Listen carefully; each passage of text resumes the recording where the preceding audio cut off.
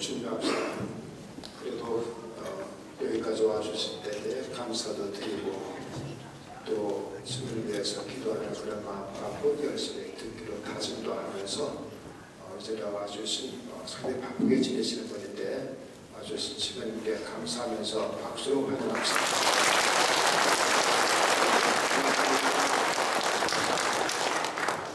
참 예수님.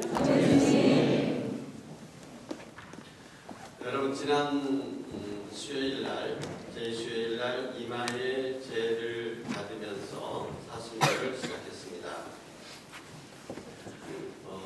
이마의 죄를 받으면서 무슨 말을 들었습니까?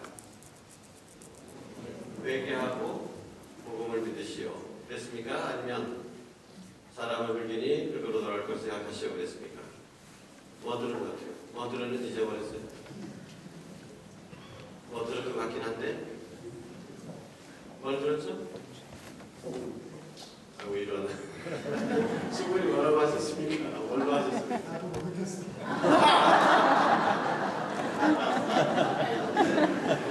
예, 일주일이나 됐는데 그걸 어떻게 기억합니까? 그죠? 자, 사순절은 회개를 통한 은총의 시기라고 합니다. 그래서 우리는 사순절 내내 회개하라는 부르심을 듣게 됩니다. 회개하라.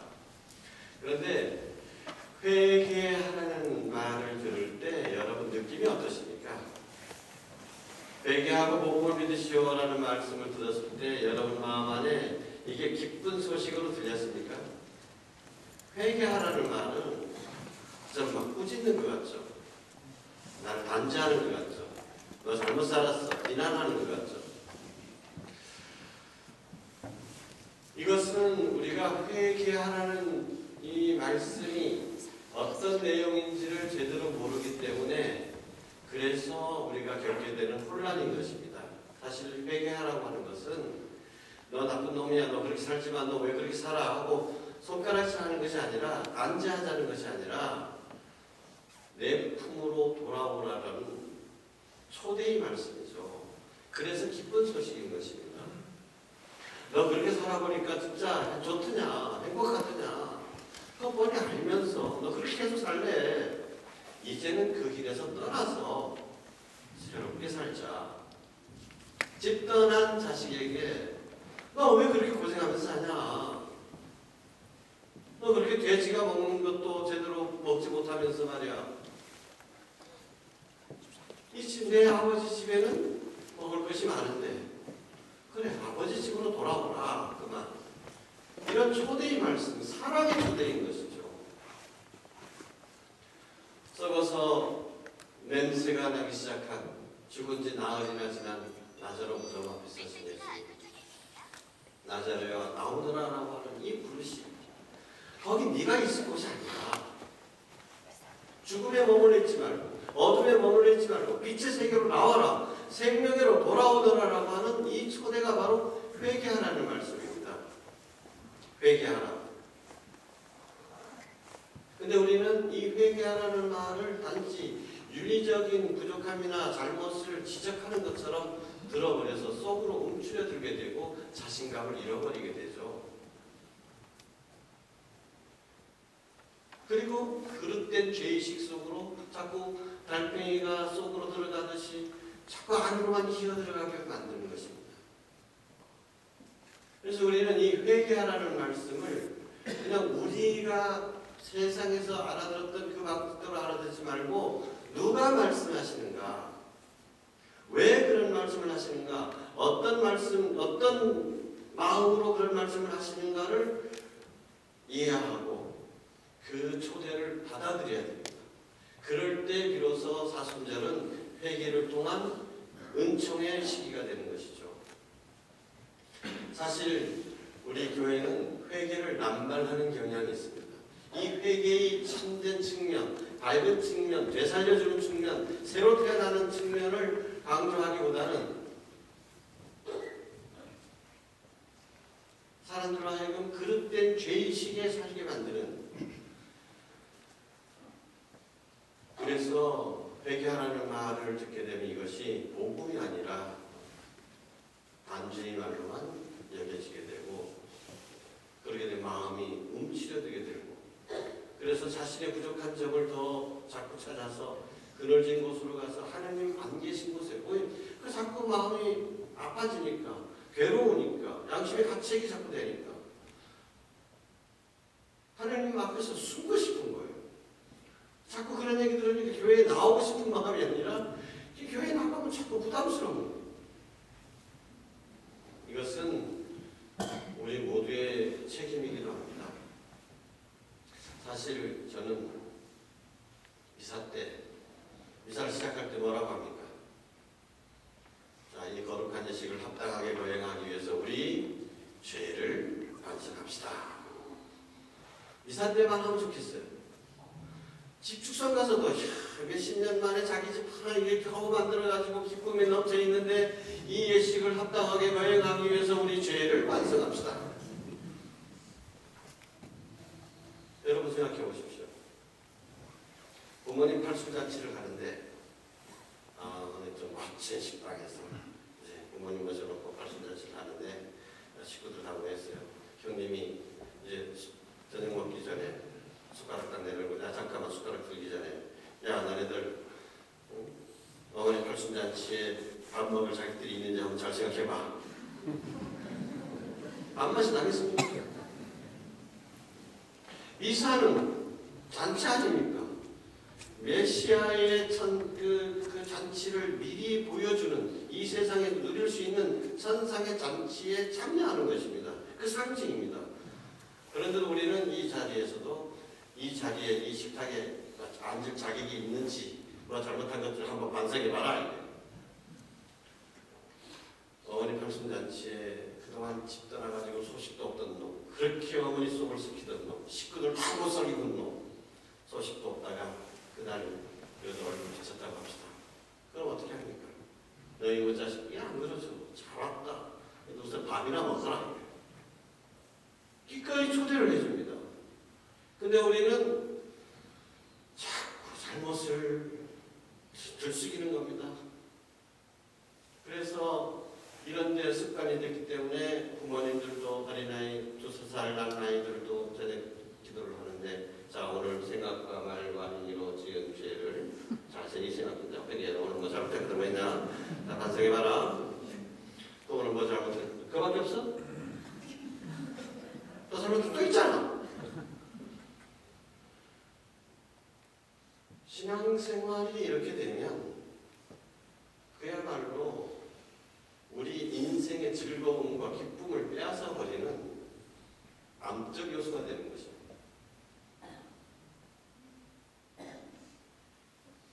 회개하라. 이 말씀이 어떤 의미인지를 제대로 알아야 됩니다. 그 말씀을 하시는 그 주님의 마음을 헤아리고 그 마음에 예 고맙습니다. 정말로 집 떠나서 배고파 죽어가는 애한테 그래 괜찮아 돌아와 내 품으로 오너라 이런 말씀을 들었을 때 그것이 얼마나 큰 기쁨입니까? 그렇게 느낄 수 있고 그렇게 해서 그것이 나를 죽음에서 되살려주는 그 구원의 음성으로 들을 수 있어야 됩니다.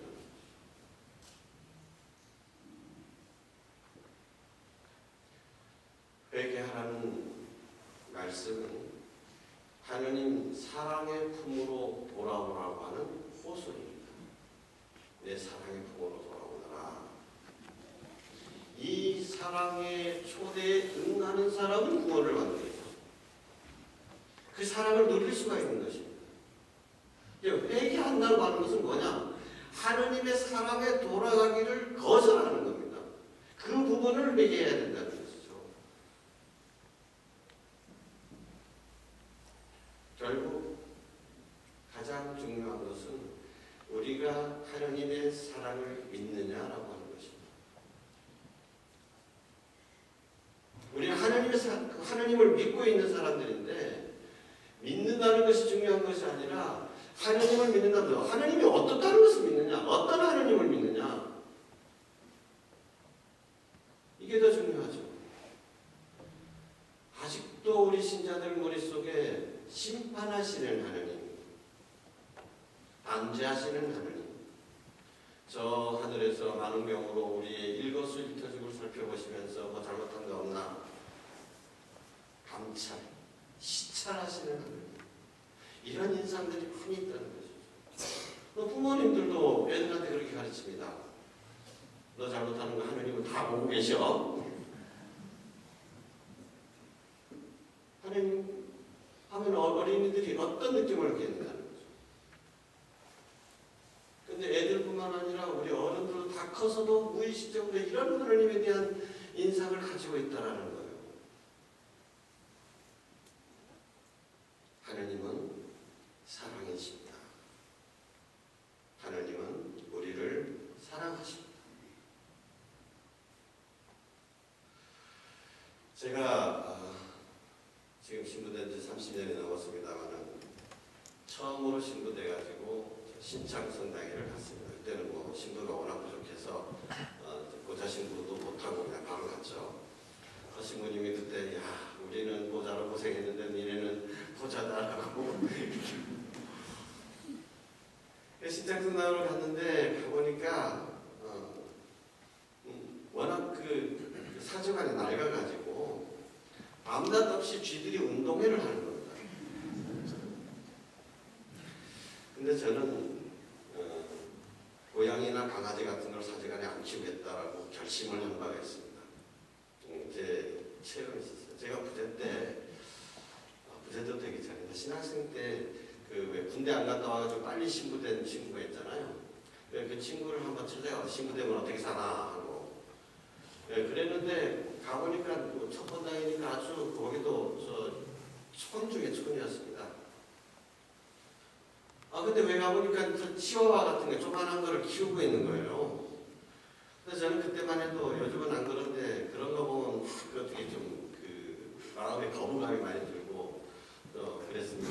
근데 내가 가까이 오려는 거 못 두게 하고 괜히 그러니까 그놈의 자식이 또 나한테 조그만한 것이 이빨 들이대고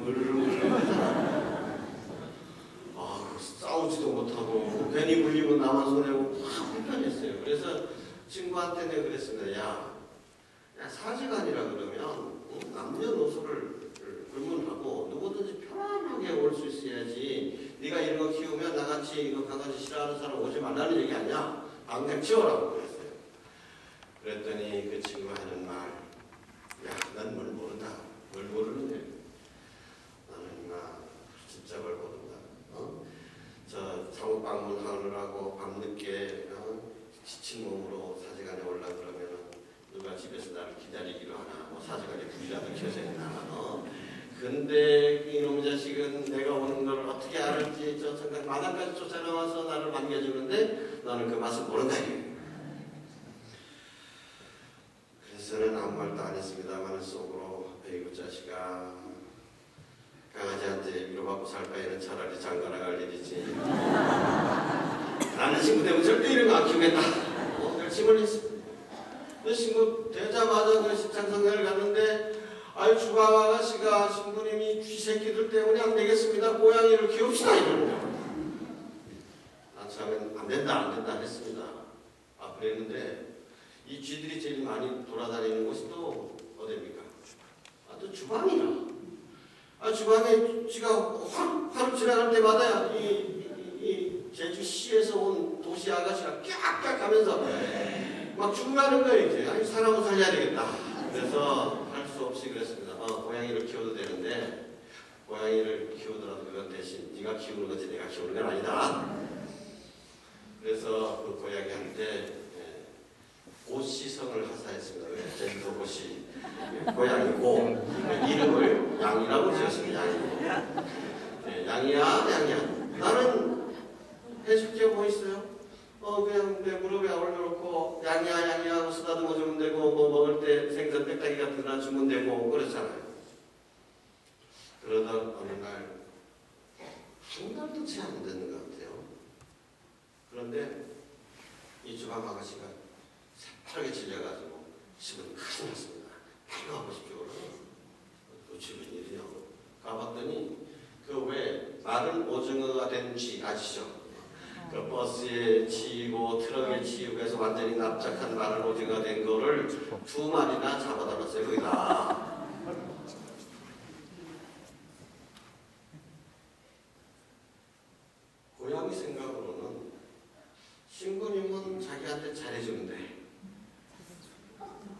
근데 이 아가씨는 신부님 안을 건데 해가지고 쥐새끼 쫓아다니라고 온 그 머지수생이 된 거 모욕도 시켜줘야 되는데 이 고양이라는 놈이 또 물을 그렇게 싫어해가지고 막 모욕 안 하려고 그러는 거 억지로 때려가면서 모욕시켜주고 발톱 깎아주고 이러잖아요.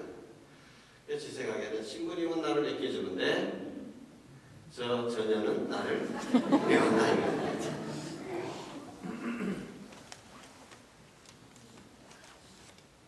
근데 그건 일막에 불과했습니다. 그때 나이 드신 수녀님께서 우리 원장수님으로 계시는데 지금 돌아가셨는데 그 수녀님이 하시는 말씀이 그걸 보고 당신이 새끼 수녀인데 그러니까 어렸을 때 가로 수녀 그때 옛날에는 어렸을 때 수녀들 같죠. 어려운 수녀들 가지고 요즘은 뭐 이제 수녀님 작은 수녀님 큰 수녀님 뭐 구별이 별로 없고 뭐 이렇습니다만 옛날에는 어른 수녀님이 얘기했다 하면 죽으라면 죽은 신임이라도 해야 됩니다. 그것도 원장 수녀님은 또 한참 모르는 식으로 자기는 크게 조그만한 금방 들어간 햇배가리 수녀고 이래가지고 수녀원에 들어갔는데 어른이 그렇게 고양이를 좋아하시더랍니다. 자기는 고양이라면 질색인데 그래서 어른 앞에서는 어때 하지 못하고 들어오면 나비야 하는 흉내내다가 원장 수녀님이 안 계실 때 고양이가 자기한테 오면 어디로 부르냐고 잡아서 막 던져버렸대요. 그랬는데 당신은 분명히 당신 방문을 잠그고 갔다고 생각을 했는데 상방을 하고 돌아와서 문을 탁 여는 순간에 자기 방에서 고양이가 팍 뛰쳐나오더라는 거예요. 그래서 이상하다 해서 봤더니 수녀님 이불에다가 큰 이름 이만큼 많았더래요. 저는 그 얘기를 들으면서 자식들 참 이놈들 신통하구나라는 생각을 하면서 동시에 어떤 생각이 들었냐면 야, 이것들도 누가 자기를 이뻐해 주는지 싫어하는지를 아는구나. 그래서 자기를 이뻐해 주는 사람을 위해서는 고양이가 왜 꿈에 귀신 돼서 나타나가지고 뭐 어쩌고저쩌고 한다고 그러잖아. 그도 은혜를 갚을 줄 알고 자기를 미워하는 사람들한테는 이렇게도 돼야 하는데 가만히 생각해보니까 야, 사람이 강아지나 고양이보다도 더 못하구나 이런 생각을 하게 됐습니다. 하느님께서 우리를 어떻게 사랑해 주시는지 우리가 제대로 안다면 우리의 삶은 이러지 않을 것입니다. 달라질 것입니다.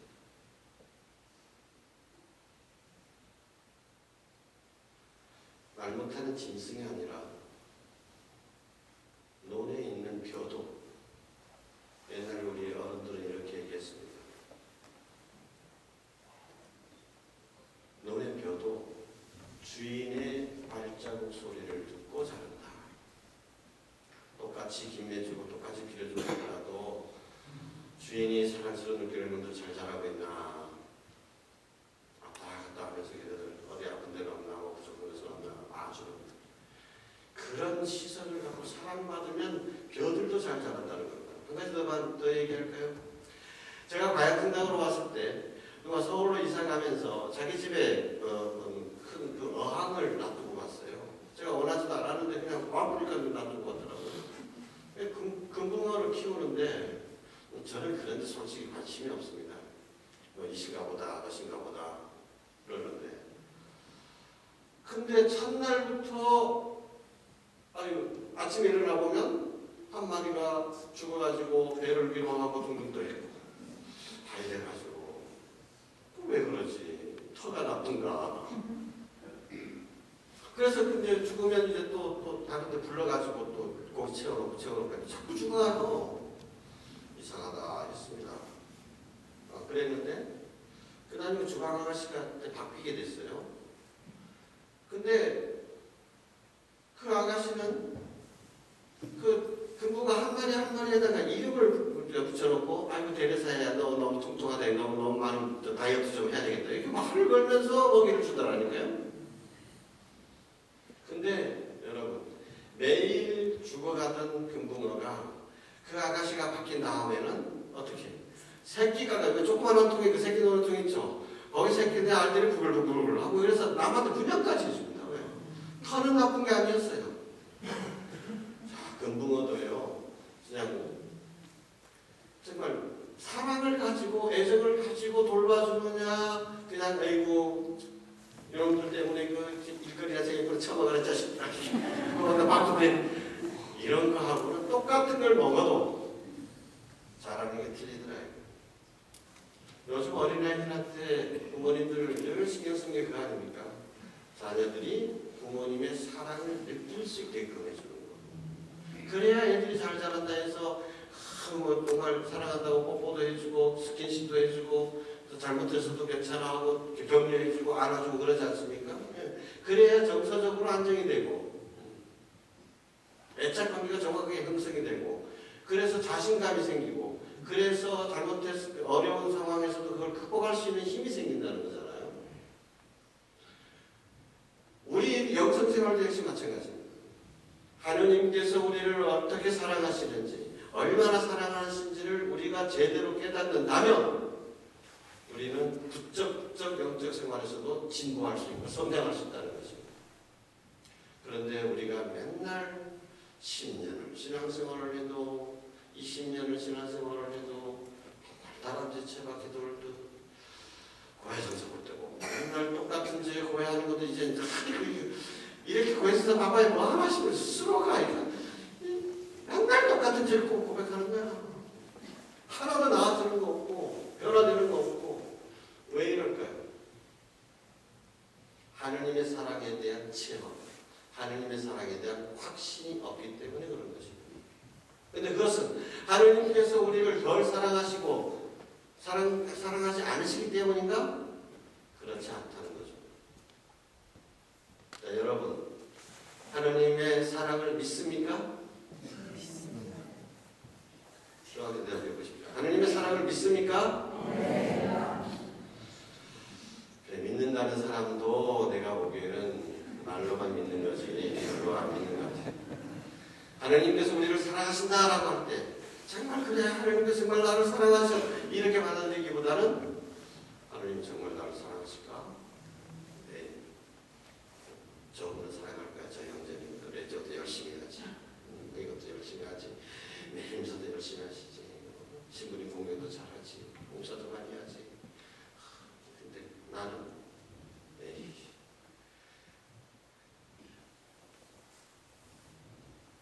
기도도 잘 못하지. 매일서도 잘 못하지. 맨날 부부 사이에서도 맨날 티격태격하고 모험도 못되지. 에휴 봉사가 되라지만 매주 단으로서 묵지기도도 잘 못하지. 말만 신자지 무슨 동궁 20분의 1이랑 말하고 아이고 기가 팍 죽어버리지. 잘못한 거 생각하면 에이구 이런 나를 사랑하실까? 네, 문제는 뭐예요? 이런 나는 사랑받을 자격이 없다. 나도 저 형제님처럼 저 자매님처럼 바뀌면 그때는 하나님께서 나를 사랑하실 것이다. 이게 우리 사랑에 대한 첫 번째 그리고 결정적인 오해인 것입니다.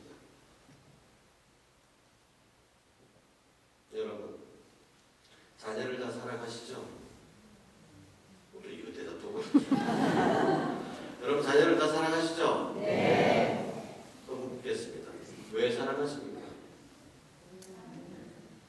왜 사랑하지? 왜 사랑하지? 생각해봤어요? 그런 질문? 왜 사랑하? 내가 사랑하는데 왜 사랑하지? 사랑은 왜 사랑하긴 왜 사랑해? 그냥 사랑하는 거지. 겨우 억지로 대답을 한다면 그저 내 새끼니까. 무슨 다른 이유가 있을 수 있겠습니까? 뭐 내 말 잘 들으니까 공부 잘하니까? 나중에 나 책임지검이니까? 아니요. 아무런 이유도 없습니다. 그저 이유가 있다면 단 한 가지. 그저 내 자녀이기 때문에.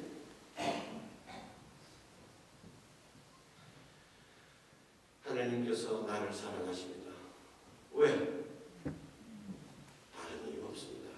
내가 뭐 열심히 봉사활동에서 열심히 기도하고 내가 무슨 그런 공로를 세워서 천만의 말씀. 하느님께서 우리를 사랑하시는 이유는 오직 하나, 우리가 당신의 자녀이기 때문입니다. 그 이유 하나만으로 우리는 사랑받는 것입니다. 그런데 우리는 하느님의 자녀이면서도 불구하고 부모님의 사랑을 모르는 어린아이들처럼 내가 100점 받으면 어머니께서 나를 사랑하실 거야. 근데 80점 받고 못 받았어. 아이고 어머니 이제 어머니한테 사랑받기 걸렸다. 뭔가 크게 실수를 하죠. 아이고 이제 큰일 났다. 엄청나게 야단 맞을 건데 이제 더 이상 어머니의 사랑을 못 받을 것처럼.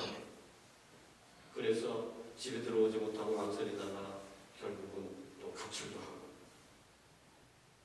또 왜 그래요? 어머니의 사랑이 어떤지를 모르기 때문에 그런 것입니다.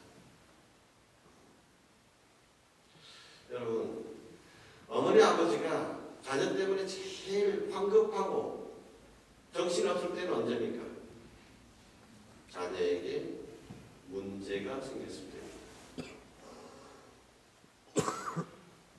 뭐 어느 손가락 깨물어가지고 아프지 않은 손가락이 있겠습니까만은 그래도 문제없이 잘 사는 괜찮은 걱정 안 되는 이런 자식들에 대해서는 별로 신경 안 썼죠. 신경 안 써도 잘 살 거니까.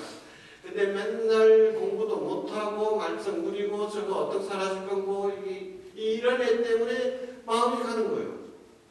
그 자녀들 중에서 어느 하나이가 아프다면 마치 다른 자녀들은 존재하지도 않는 것처럼 그 아픈 아이를 위해서 부모님의 마음 다 가 있습니다. 집 팔아서 뭐든지 정말 자신의 생명을 줘서라도 고칠 수만 있다면 자녀를 위해서 그렇게 희생할 겁니다. 다 마칠 겁니다. 이게 하느님 아버지의 마음인 것입니다. 그러니까 하느님 아버지의 사랑은 우리가 뭔가 잘했을 때, 우리가 공로를 세웠을 때, 잘 살았을 때 이때가 아니고 어쩌면 우리가 죄인일 때, 우리가 집 나갔을 때 오히려 더 크게 드러난다는 것입니다. 많은 사람들이 하느님께서 나를 사랑하시는데 근데 이것을 제대로 받아들이지 못하고 내가 이렇게 잘하면 내가 회개하고 올바르게 이렇게 살아가면 그때는 하느님께서 나를 사랑하실 것이다. 이런 그릇된 생각을 하고 있다는 겁니다. 그러니까 지금 나는 사랑받고 있지 못하다고 생각합니다. 사랑받을 자격이 없다고 생각합니다. 여러분, 부모님한테 사랑받지 못했다고 느껴지는 분들 많죠. 나 어렸을 때 부모님께서 나를 사랑 안 하셨어. 부모님한테 상처가 큰 사람들. 커서도 계속 그것이 잊혀지지 않고 치유되지 않고 남습니다. 근데 그런 마음이 얼마나 우리를 불행하게 합니까? 그죠? 참 안타깝잖아요. 하느님께서 나를 사랑하지 않으신다는 이런 생각 속에서 살고 있는 신자들 얼마나 불행한 사람들입니다. 세상에 나를 낳은 부모가 나를 버릴지라도 하느님으로부터는 내가 사랑받고 있다. 그러면 내가 살아갈 수 있어. 근데 가장 중요한 다른 사람들이 다 나를 사랑해주면 뭐합니까? 하느님이 나를 사랑 안 한다고 내가 느끼고 있다면, 내가 그렇게 알고 있다면 내가 어디서 참 행복을 찾고 참 평화를 누릴 수 있느냐 말이에요.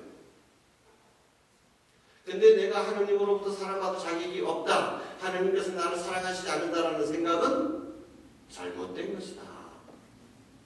사실이 아니다라는 거죠. 이걸 우리 분명히 할 필요가 있습니다.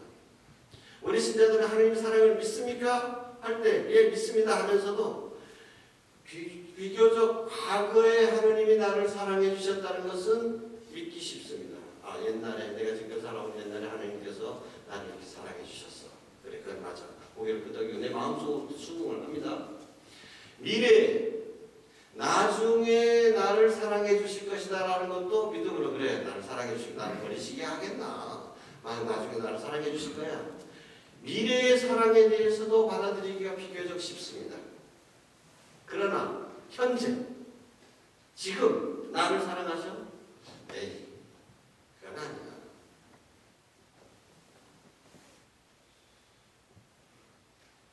이것은 하느님 사랑의 성격을 잘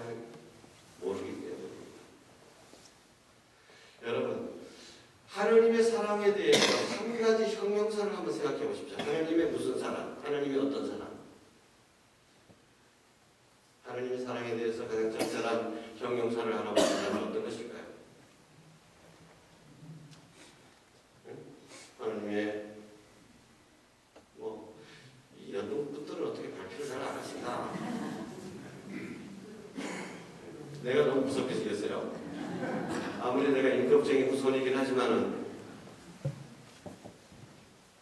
어떤 사랑?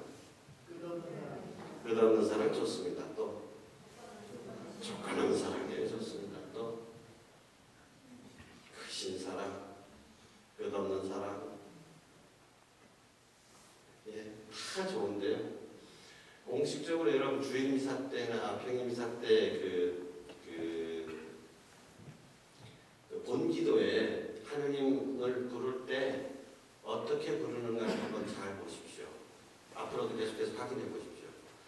전례에서 공식적으로 쓰는 단어는 영원한 하느님의 영원한 사랑. 근데 우리가 영원이라고 말할 때 우리는 지금부터 끝없이 계속되는 것을 영원이라고 생각합니다. 사실 영혼은 그게 아니라 시간을 넘어서는 거거든요. 시간을 초월한다는 거예요. 그런데 그래서 영혼이라는 것을 가장 잘 말해주는 상징이 뭐냐면 원. 그래서 혼인식 때 반지를 교환하는 것 바로 그것이죠. 이 약속은 영원한 약속이라고 하는 것입니다. 시작도 끝도 없는 거예요.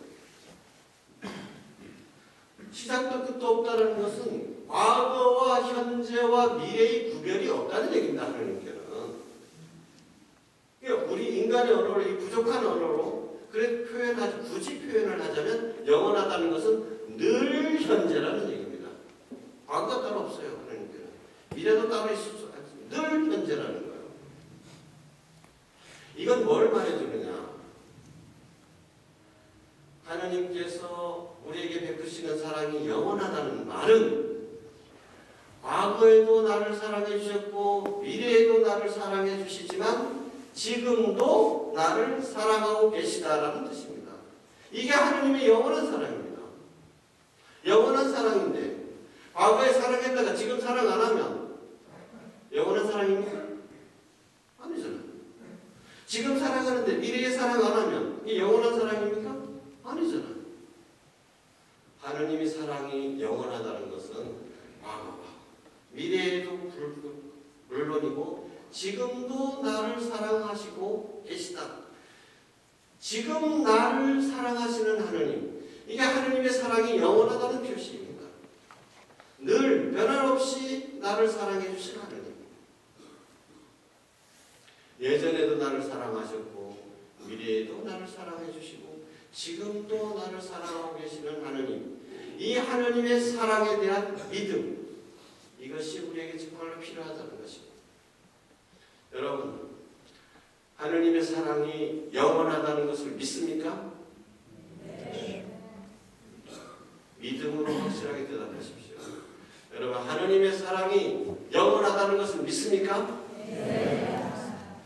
그러면 지금 나를 사랑하고 계시다는 것을 받아들이십시오. 지금의 나를 우리가 생각해 보니까 어떻습니까? 지금까지 얘기했지만 너무너무도 부족합니다. 사랑을 받기에는 너무도 부족합니다. 그죠? 너무도 더러운 죄인입니다. 너무도 나약합니다. 너무도 더럽습니다.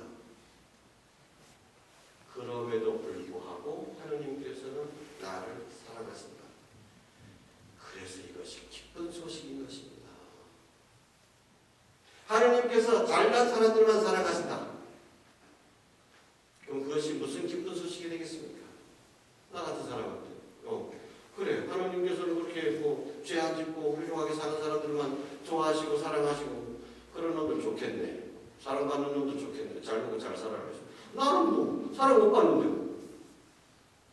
근데 왜 이게 기쁜 소식입니까? 하나님께서는 내가 죄인임에도 불구하고 나를 사랑하고 있다는 거예요. 그래서 기쁜 소식인 것입니다. 세리와 창녀가 먼저 하늘나라에 들어간다고 가르치신 예수님. 아 그래 나도 사랑받고 있구나.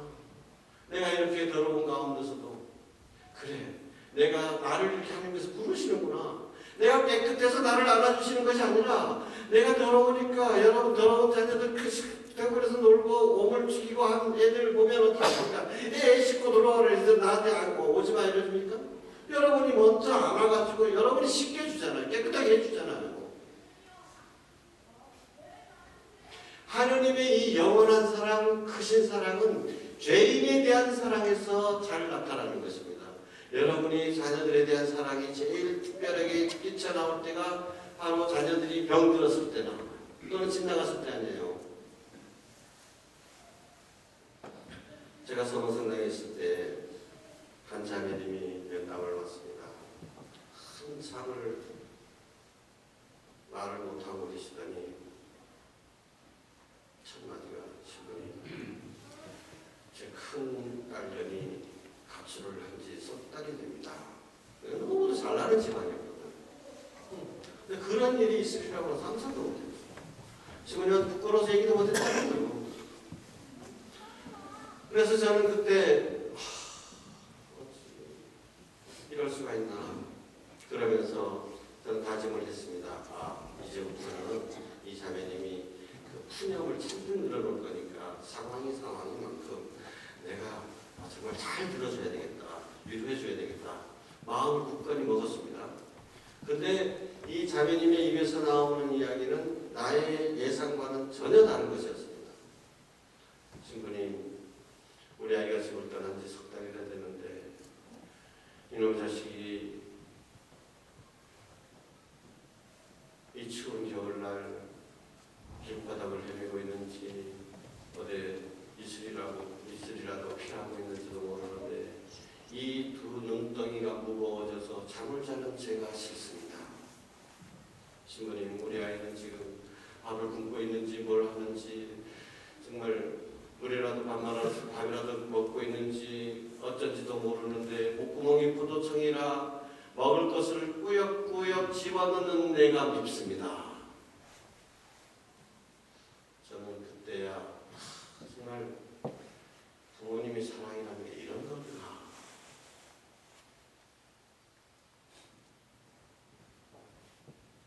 제가 중앙성당에 갔더니 중앙성당에서 그 신자들과 어느 성당에 다 마찬가지겠습니다만 좀 입이 좀 노신 사람들 있잖아요. 난 좀 함부로 하고 해.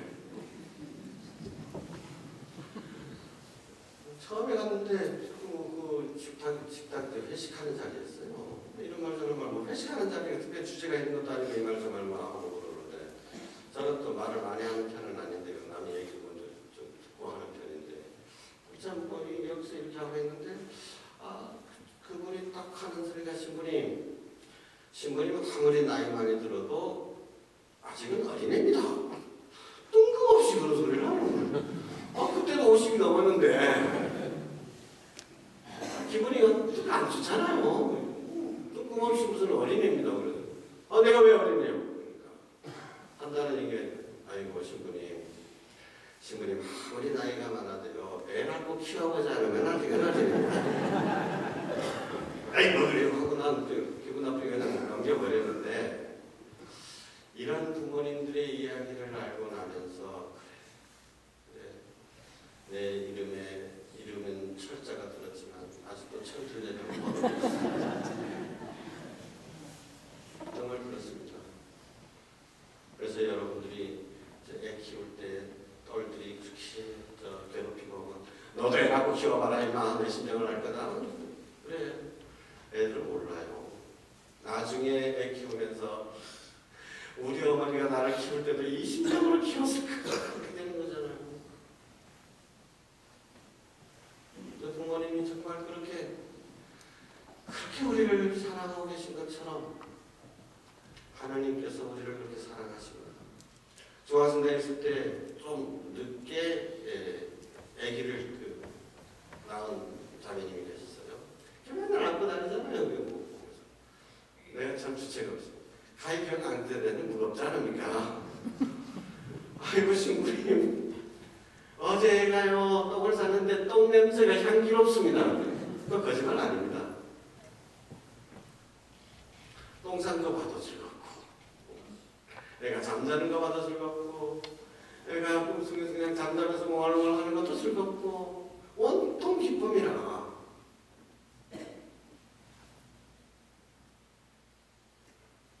근데 하느님께서 뭐라고 하십니까? 제 어미가 젖먹이를 어찌 잊으랴. 혹 어미는 잊을지라도 나는 결코 너를 잊지 않겠노라. 우리 육신의 어머니가 우리를 잊어버린다 할지라도 하나님께서는 우리를 잊지 않겠노라고 약속하시는 겁니다. 이러한 하나님의 마음을 우리가 100분의 1, 1000분의 1이라도 받아들일 수 있으면 그때부터 나의 구원이 시작되는 것입니다. 구원은 다른 것이 아니라 바로 이 우상으로 주어지는 베푸시는 하나님의 영원한 사랑을 내가 마음을 열고 예하고 받아들이느냐, 하나님 날 사랑해 뭐해? 하고 거절하느냐, 여기에 달려있는 것입니다.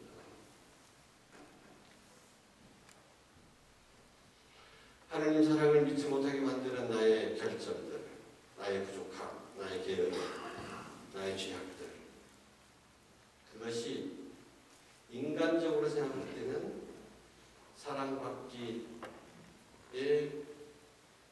장애물이 되는 것이죠. 장애물이 되는 것이죠.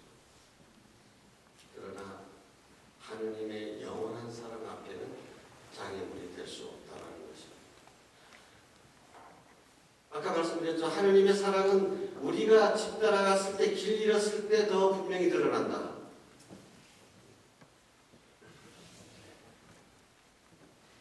예수님께서는 하나님 아버지의 사랑에 대해서 비유를 말씀해 주셨는데 그 중에 가장 분명하게 드러나는 것이 길 잃은 양을 찾아 나서는 목자의 모습입니다. 양 100마리가 있는데 그 중에 한 마리가 길을 잃었다 치자. 그러면 어떻게 한다고 그랬습니까? 다른 99마리는 들판에 그대로 둔 채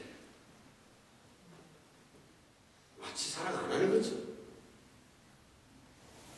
들판에 그대로 둔 채 한 마리를 찾아서 헤매는 것입니다. 골짜기를 오르고 내리고 찾아다니죠. 근데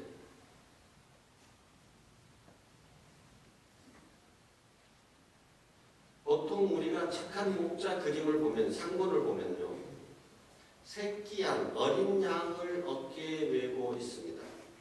그래야 균형이 맞으니까. 위쪽으로 균형이 맞으니까. 근데 사실은 그렇지 않습니다. 새끼 양은 앉는 것입니다. 어깨에 메고 돌아온다는 표현이잖아요. 이거는 새끼 양이 아니라는 얘기입니다, 여러분. 그리고 새끼 양은 절대 길을 잃어버리지 않습니다. 어미 뒤만 졸졸 따라다니니까. 근데 길 잃어버리는 것은 조금 욕은 뭐. 아, 여기보다는 여기가 좀 더 맛있을 것 같다 해가지고 저저저 하다가 우리 성당에서도요, 요즘 사회참여 때문에 이러고 저러고 나온다 안 나온다 혹시 냉담하는 사람들도 있을 수 있지만요, 어지간한 사람들은요, 내가 아는 것이 있나 그저 그러는 사람들은 신부인분 하시면 나 말의 마음에 들어도 안 들어도 그냥 예 하고 그냥 나옵니다. 근데 혹은 배웠다 하는 사람, 혹은 사회에서 무슨 하는 행색해나 하는 사람들이 에이구 아니야 이렇게 밖으로 나가는 겁니다.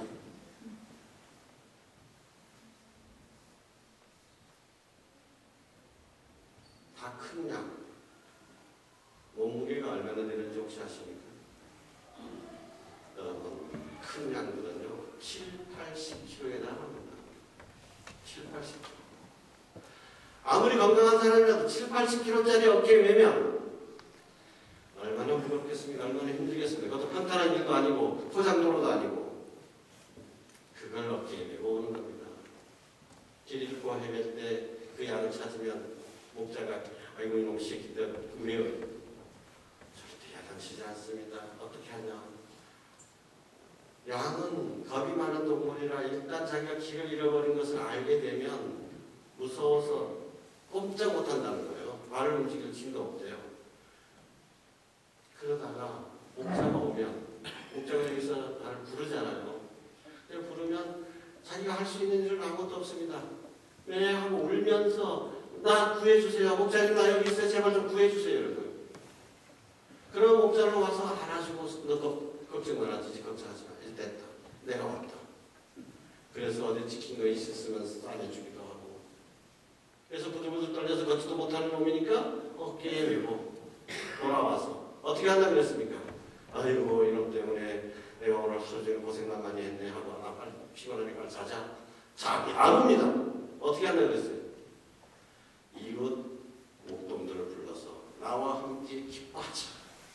오늘 내가 이랬던 잠을 찾았다. 여러분이 길을 잃고 헤맬 때 하느님의 사랑이 더욱더 극진해지는 시기라는 것을 절대 잊지 마십시오.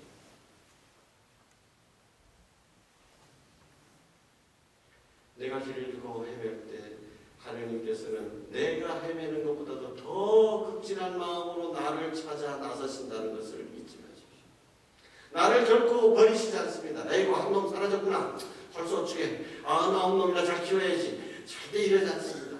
인간은 그러죠. 한 사람을 위해서 다른 사람이 희생하면 되겠나? 그러나 하느님의 사랑은 이렇게 집단한 나를 결코 포기하지 않으신다. 나를 찾아서 지구 끝까지라도 나를 찾아서 나를 당신 어깨에 메고 집으로 돌아오신 분이시다. 그러고도 부족해서 목자들을 불러서 잔치를 베푸시는 분이시다. 그래서 내가 해야 할 일은 하느님의 사랑을 거절하는, 하느님께서 나를 잊어버리실 거야. 내가 이렇게 멀리 떠나왔으니까 나는 이제 돌아갈 힘도 없고 그래. 내가 내 스스로 찾아갈 능력이 없습니다.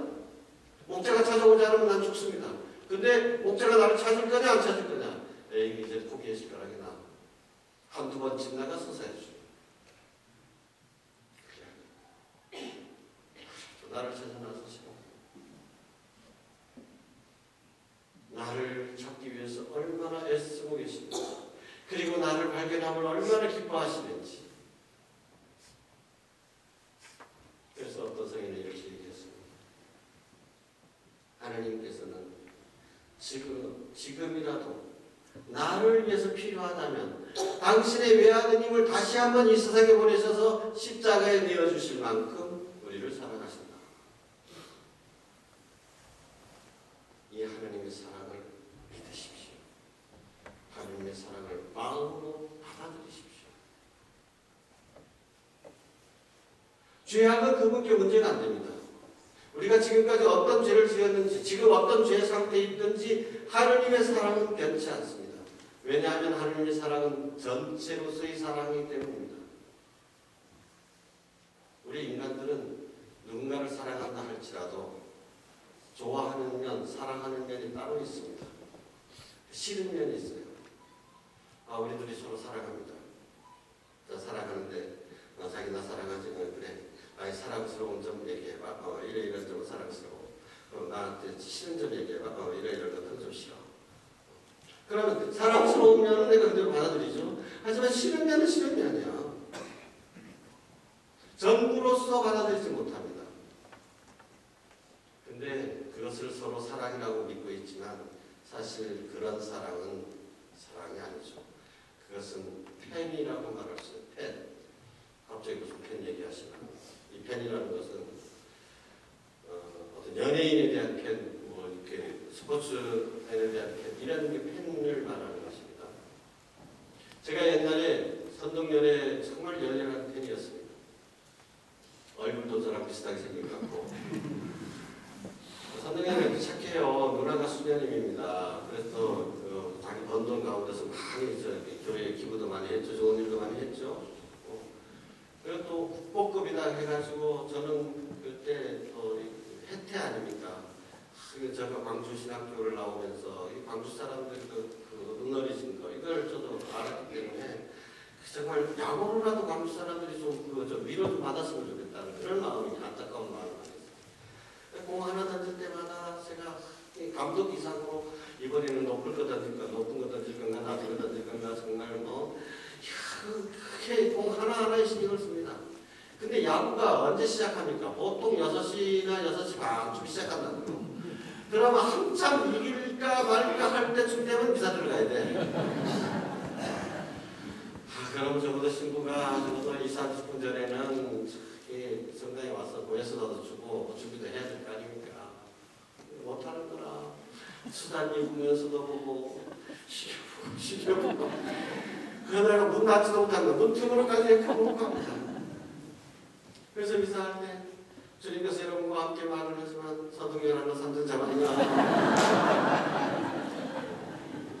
근데 일본 가고 난 다음부터는 싹 끊어져 버렸어요. 마음이 관심이 끊어져 버렸어요. 왜?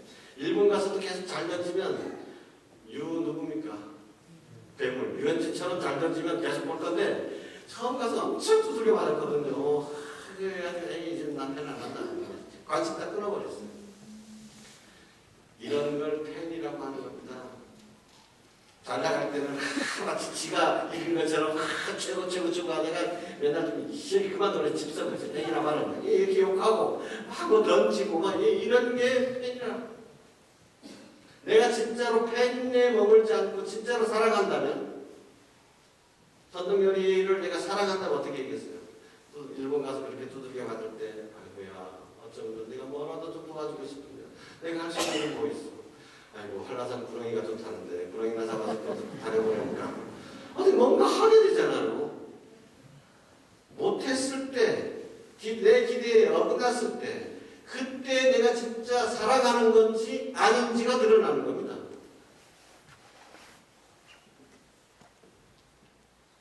그러니까 좋은 점만 사랑하는 건 사랑이 아니에요. 내 나쁜 점도 부족한 점도 그것도 전체로서 사랑할 수 있을 때 그때 비로소 사랑이라고 말할 수 있는 것입니다. 죄인에 대한 사랑. 예수님께서 십자가에 왜 못 박히셨습니까? 누구를 위해서 못 박히셨습니까? 의인을 위해서? 아니란 건 여러분 다 잘 알고 계시지 않습니까? 누구를 위해서? 죄인을 위해서. 죄인을 위해서.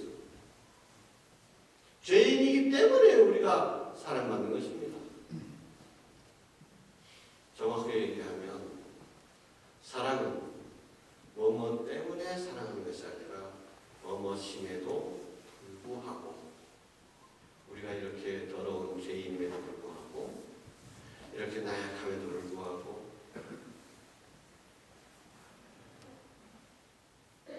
계속 당신을 배반함에도 불구하고 그럴수록 더 우리를 극진히 사랑해 주시는 예수님.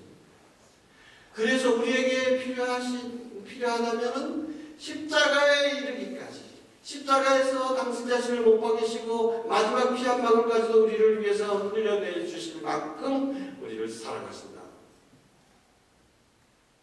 이것이 십자가의 의미입니다. 십자가를 통해서 십자가에 못 박히시면서 우리에게 뭘 말씀하시는 겁니까? 나는 너를 이처럼 사랑한다. 내 사랑을 알아다. 내 사랑을 받아다. 나는 당신 사랑 받은 적이 없습니다. 목자가 나를 찾아오는데 아이고 목자 만나면 난 죽었다. 그래가지고 숨지 말라는 겁니다. 하나님께서 내가 얼마나 나약한지 하나님께서 내가 얼마나 유혹에 쉽게 빠지는지 하나님께서 내가 얼마나 죄에 물들어 있는지 아십니다. 그래서 더욱 사랑해 주시는 것입니다. 그래서 어떤 경우에라도 하느님의 사랑을 의심하지 마십시오. 내가 그분 사랑으로부터 멀리 떨어져 있을 수 있지만 하느님의 사랑은 변치 않습니다. 여러분들이 어떤 상황이 있더라도 그래 하느님께서는 나를 사랑하신다. 그래 확실히 사랑하신다. 여기에 대한 신념만 여기에 대한 확실한 믿음만 있으면 어떤 난관에서도 헤쳐나올 수 있습니다. 우리가 주저앉고 하는 이유는 이제 끝났다라고 하는 이유는 하느님으로부터 더 이상 사랑받지 못하고 박식받지 못한다는 생각 때문에 버림받았다는 생각 때문에 희망을 잃어버리기 때문에 그러는 것입니다. 죄인이 다시 일어설 수 있는 이유는 바로 그것 때문입니다. 그럼에도 나는 사랑받고 있다.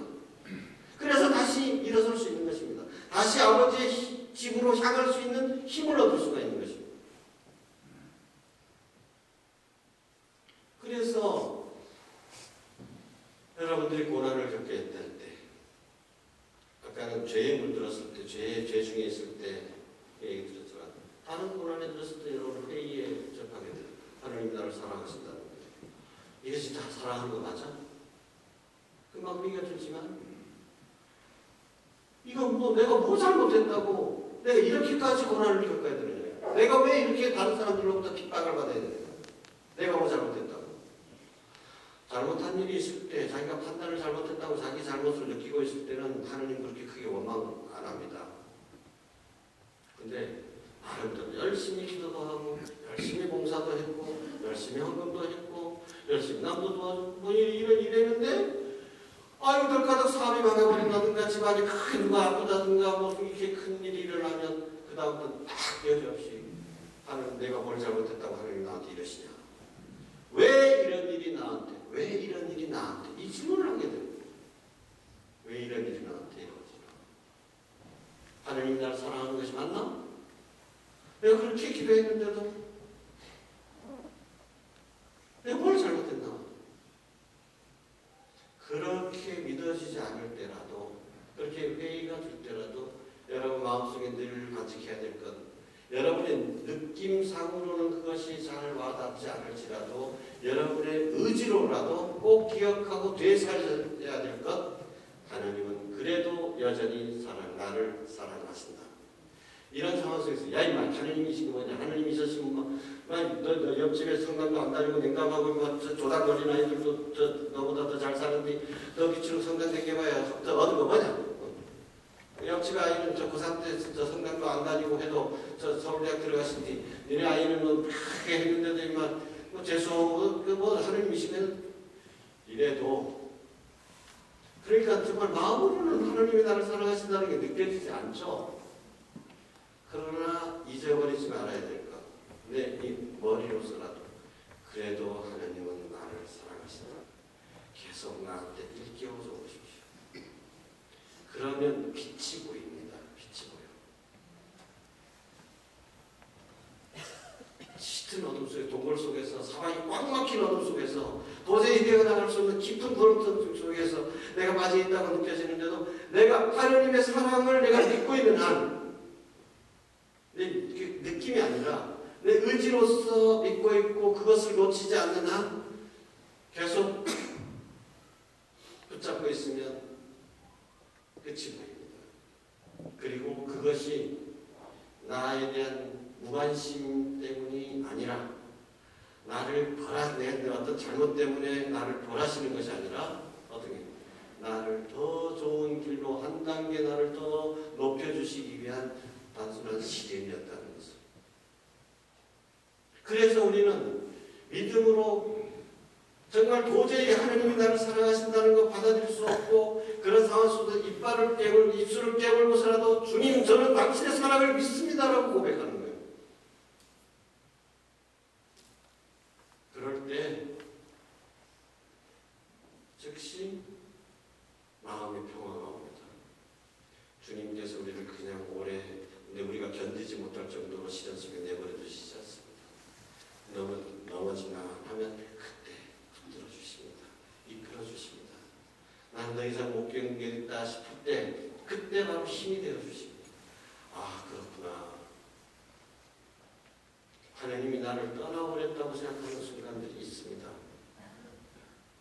기도해도 예전에는 기도하면 하느님 하면은 그래 왔냐 하고 나를 안아주시고, 기도하고 기도하고 나면 정말 마음이 너무나 평화로워지고 흐뭇해지고 주님께서 바로 내 옆에 계시는 것 같고, 어떤 때는 주님께서 내가 기도하는데 머리를 크게 안수해 주시는 것 같고, 성모생 앞을 지나면 성모님이 나한테 윙크해주고 너무너무 신나는 거야.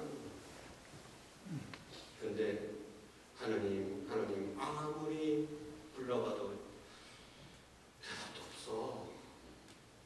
느껴지진 않아. 이런 거를 사막이라고 표현합니다. 영혼의 사막이다.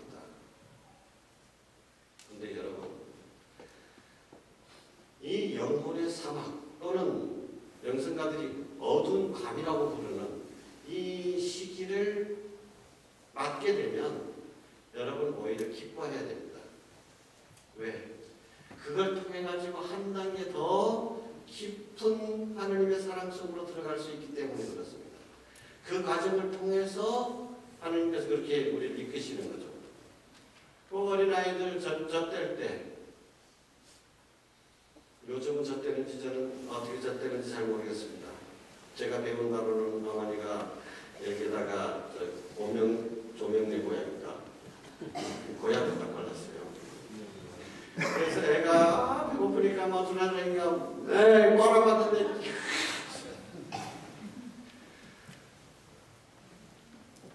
네 아이고 저 딸내 젖으로 우는지 그냥 주면 안 되겠다. 부모로서 이제 입발나기 시작하고 하면 젖을 빼야죠. 이유식을 먹여야 됩니다. 아무리 울고 어째도 안 줘야 사랑이 되죠. 그래야 이제부터는 딱딱한 것을 내가 먹을 수 있게 되잖아요. 여러분 마찬가지입니다. 하나님께서 여러분을 더 높은 차원에 올려보내시기 위해서 그런 시간이 필요한 겁니다. 성장통이 필요한 거예요.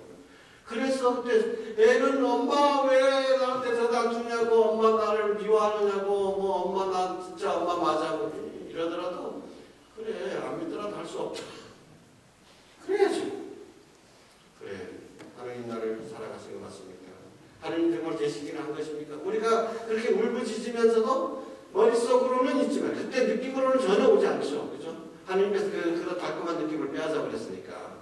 근데 그러면 그런 순간에도 그렇게 붙잡고 있었다면 하나님은 나를 사랑하신다. 하나님은 영원한 사랑이시다. 하나님의 사랑은 결코 변치 않는다. 이렇게 믿고 그걸 붙잡고 있으면 이겨낼 수 있고 이긴 다음에는 그래 폭풍같이 거친 폭풍과 싹 지나가서 맑은 하늘이 드러나는 것처럼 세상이 이렇게 아름다운데 그게 바로 여러분의 몫입니다.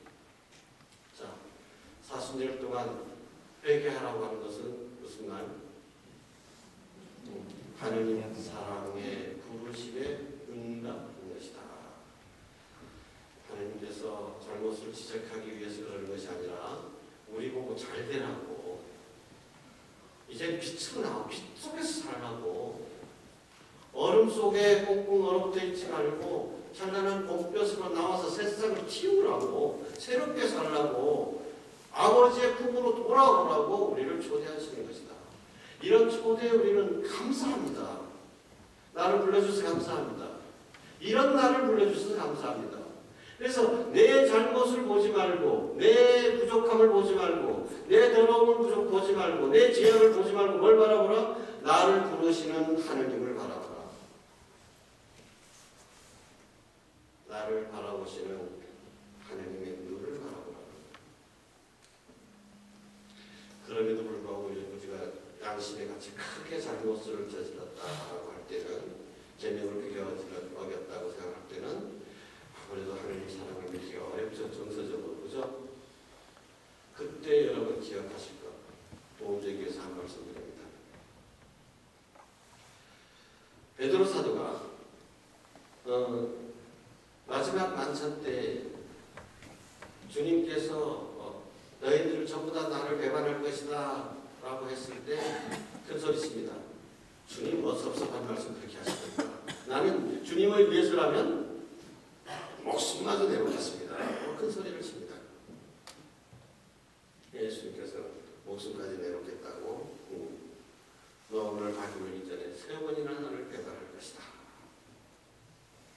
베드로는 엄청 섭섭했죠. 내 마음이 이렇게도 몰라주나. 근데 막상 때가 닥치니까 왜? 자기 의지하고 관계없이 그렇게 도망가게 되잖아요. 그래도 베드로는 다른 제자들보다는 낫습니다. 그래도 뒤따라갔잖아요.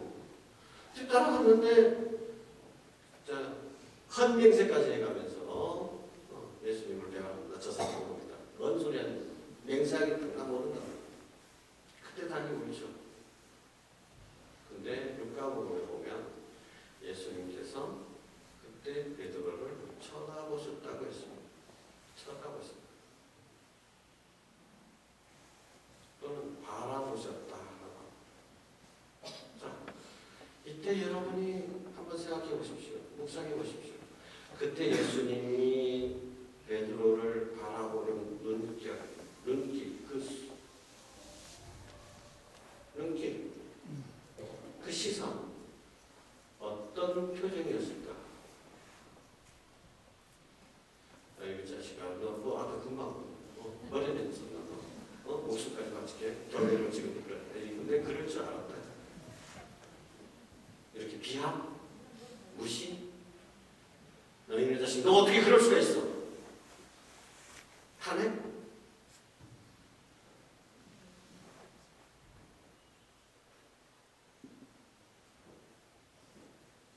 성서는 더 이상 다른 말을 하지 않습니다. 그런데 베드로가 나아가서 슬피 울었다고 하는 그 얘기를 통해서 이것이 예수님을 팔아먹은 유다스는 그 눈길을 받지 못해서 어떻게 됐어요? 목매달아 죽었잖아요. 근데 베드로의 배반이나 유다스의 배반이나 사실 큰 차이는 없습니다. 그럼에도 불구하고 한 사람은 목매달아 죽었고 한 사람은 회개의 눈물을 통해서 거듭 태어났다. 어찌 이럴 수가 있었을까? 그 이유는 예수님의 시선이 있습니다. 예수님께서 반지하는 시선, 비하하는 시선을 보냈더라면 베드로가 다시 살아남을 수 있었을까요? 제 생각은 그렇습니다. 베드로야, 그래도 나는 너를 사랑한다. 그래도 나는 너를 사랑한다. 이 시선을 받았기 때문에 베드로는 그 엄청난 죄악에서 그것을 딛고 죄악을 딛고 일어설 수 있었던 것입니다. 여러분, 어떤 처지에 놓이더라도 절대 포기하지 마십시오. 왜냐하면 하나님의 사랑은 영원하기 때문입니다. 변함없으시기 때문입니다. 우리의 죄악보다도 더 크신 분이십니다. 그래서 예수님께서는 구약의 예언자들을 통해서 여러분 다 잘 아는 성곽에 절했잖아요. 너희 죄가 진홍같이 붉을지라도 눈과 같이 희어지리라. 너의 죄가 다홍같이 붉을지라도 양털같이 희게 되리라. 또 말씀하십니다. 나는 너의 죄악을 뜬구름처럼 날려버렸고 나는 너의 악행을 먹구름처럼 떠버렸다. 나는 더 이상 너의 죄악을 기억하지 아니하노라.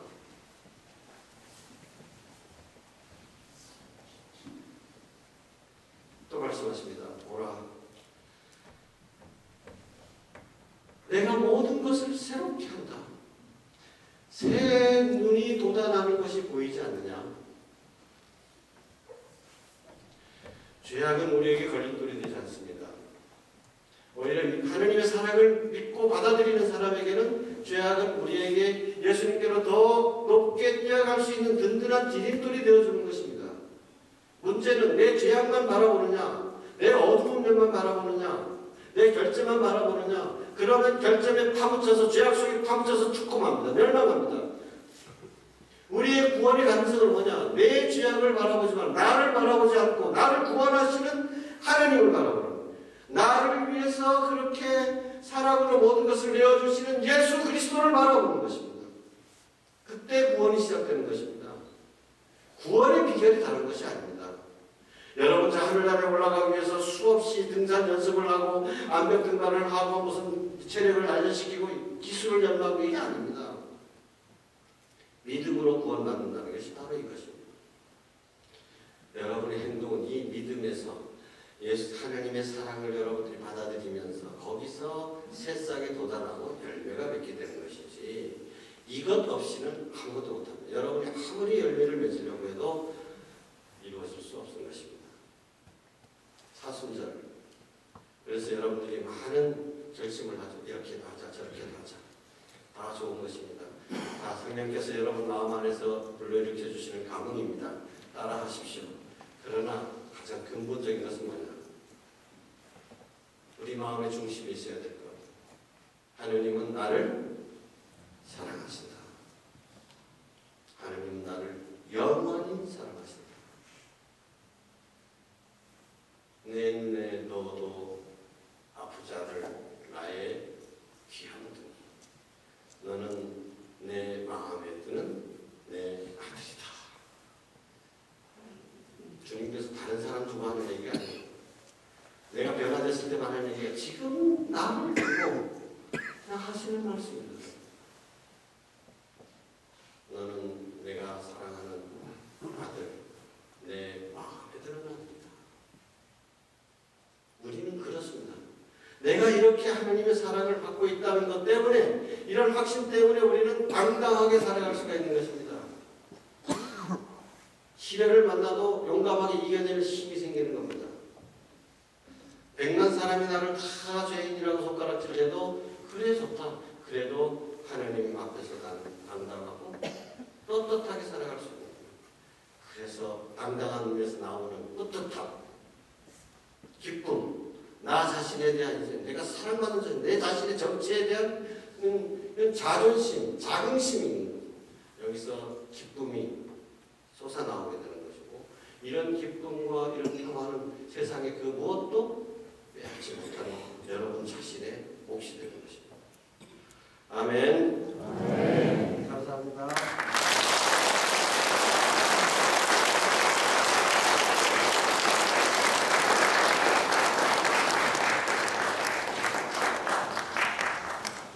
좋은 말씀 해주셔서 감사합니다. 저도 많은 걸 배웠고 또 사순절 더 잘 지내야 되겠다는 생각도 하게 됐습니다. 여러분들도 좋은 말씀 들으신 걸로 믿고 다시 한번 감사의 박수 크게 보내드립니다.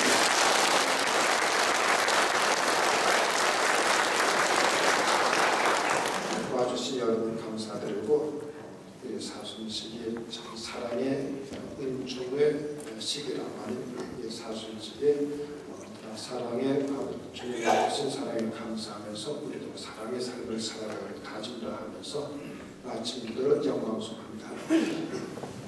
성령과 성령의 이름으로 영광이 성과 성자와 성령께